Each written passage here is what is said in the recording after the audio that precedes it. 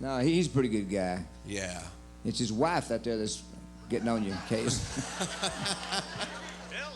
Yeah, well, I was married for a while. My wife left me and moved to Annapolis to be closer to the Navy.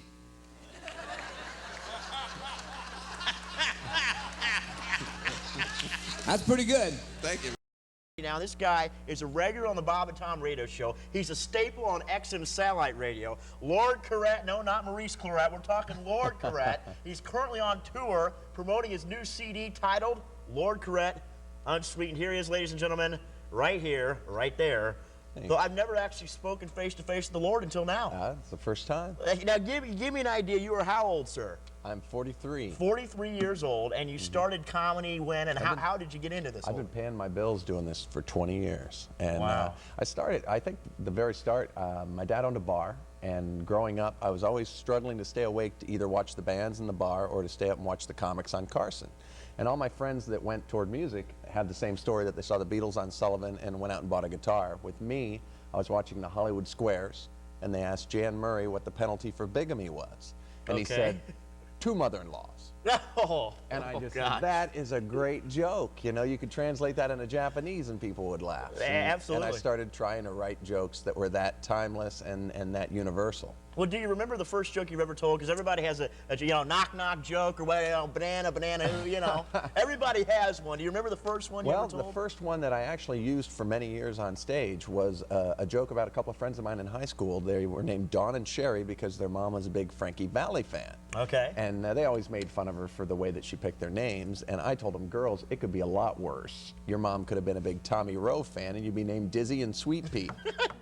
Now, I've done a little research on you, and cool. basically your comedic style is a la the radio shows of the 20s and 30s and Yeah, stuff rapid like fire, lots Really? of jokes. You know, like I'm going to be doing some golfing here. And my favorite golfer, hands down, is Arnold Palmer. And because you got to love the guy. I mean, he's 77 years old, has a plastic hip, still competes professionally, and he doesn't get thirsty like other golfers because he's half lemonade.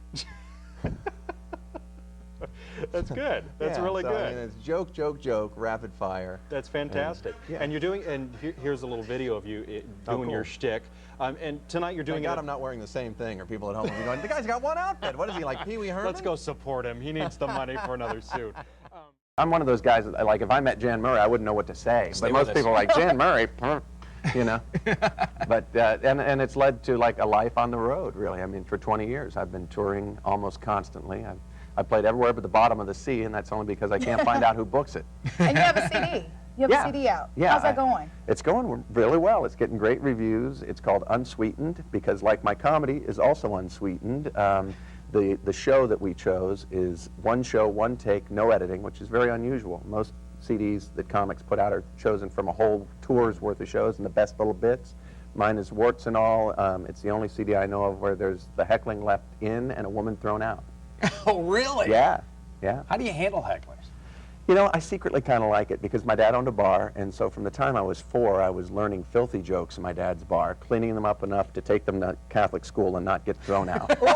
So it taught me to work clean, and it's when you're a kid in a bar, adults always like challenge your right to be there. Like, what are you doing here, kid? And you get that very much as a comic. You hit the stage and they're like, hey, nice ring, you know, or you know, what?